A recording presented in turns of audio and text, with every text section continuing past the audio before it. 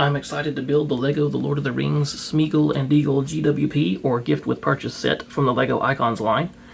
This special gift with purchase was included with the Shire, and is a perfect inclusion, I think. The likelihood that I would have said, I believe they're going to create Smeagol and Deagol in LEGO form, before I saw the announcement that this set was coming out, would be about 0, and I think the likelihood of them producing these characters again in the future is lower than average. So I'm excited that they chose to produce this, and that I was able to get my hands on one. The cover art is impressive. I think it's everything it needs to be, and it shows off the little diorama pond scene perfectly. I look forward to adding Smeagol and Deagol to the lineup of all the other hobbits that were included with the Shire. The Smeagol and Deagol set is another Adults Welcome set for ages 18 and up. It's set number 40761, and it includes a total of 181 pieces, which, while there is technically no retail price on this set since I got it as a gift with the Shire, the cheapest I can find it on eBay is about $70, and that brings the price per piece to more than 38 cents each. Yikes! I like the rather simple and straightforward art that LEGO has chosen to feature on the back, with the alternate face prints for both characters, and the special image from the film makes it look extra fancy and collector-y. It's really just like a shrunken down, big, full-size collector's set. It looks a whole lot more like that than it does, say, a battle pack from Star Wars, and I dig it. Just like the big old Shire set, the side box art for Smeagol and Deagol is looking great. This is on the left side if you turn from facing the front of the box. They're in a different position than they are on the front or back images, and again, it makes it look like a special collector's set. As usual, the opposing side of the box features the standard plethora of labels and warnings, as well as the set name in a different language. I appreciate the fanciful layout of the artwork on the top of the box, which as usual includes an image of a 2-scale minifigure, in this case Smeagol with his angry face. The bottom of the box includes a standard selection of labels, statements, and advertisements.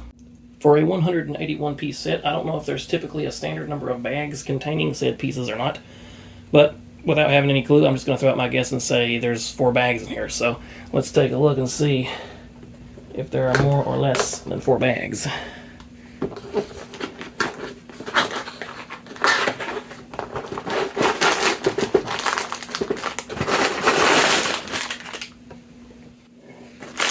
Looks like we've got a total of 3 bags, 1 loose base plate, and 1 instructions manual.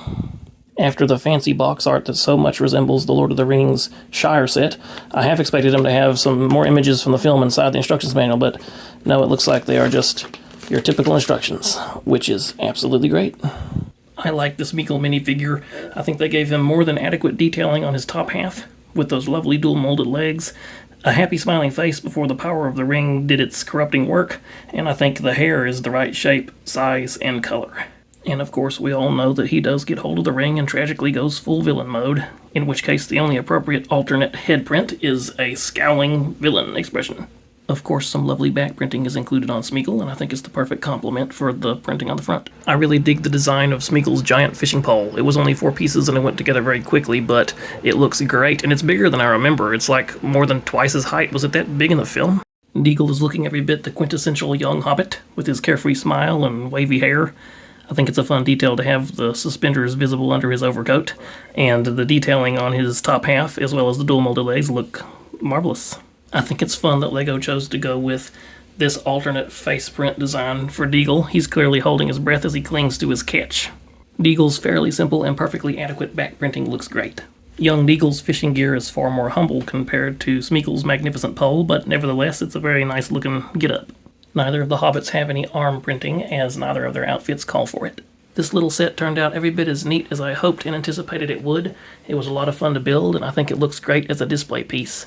The whole concept of a dual-layer pond where someone sits on the surface and someone else chills beneath the surface is something new to me. I don't remember having seen anything like this in LEGO, and it sparks my creative imagination. It makes me think of a scene from Pirates of the Caribbean on Stranger Tides when the pirates were sitting in a rowboat and the mermaids were coming up to the boat.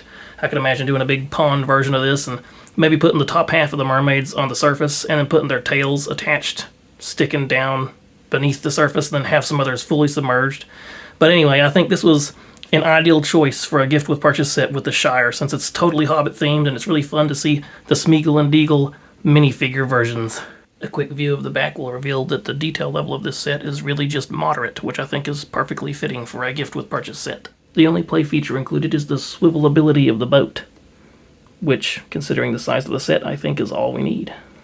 Here in the center of the pond floor, you can see the tan or beigeish colored bar section of a piece that I think is technically referred to as a 1 stud by 2 stud modified plate with bar handle on side, which Deagol grabs hold of with his left hand while he's holding on for dear life to his fish, and that creates the illusion that he's really floating underneath the surface of the pond, which I think is a convincing illusion.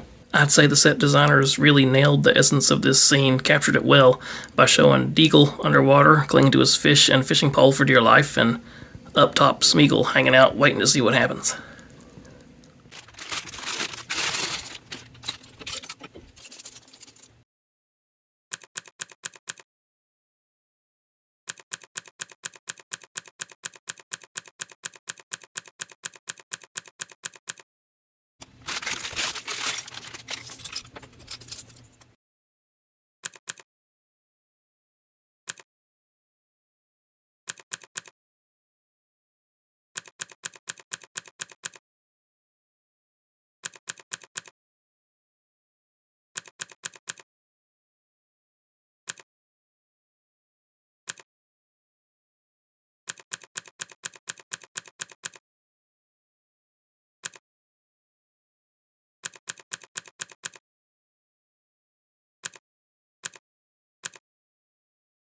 As always, thank you for watching, and also as always, you can check out more videos appearing on the end screen now.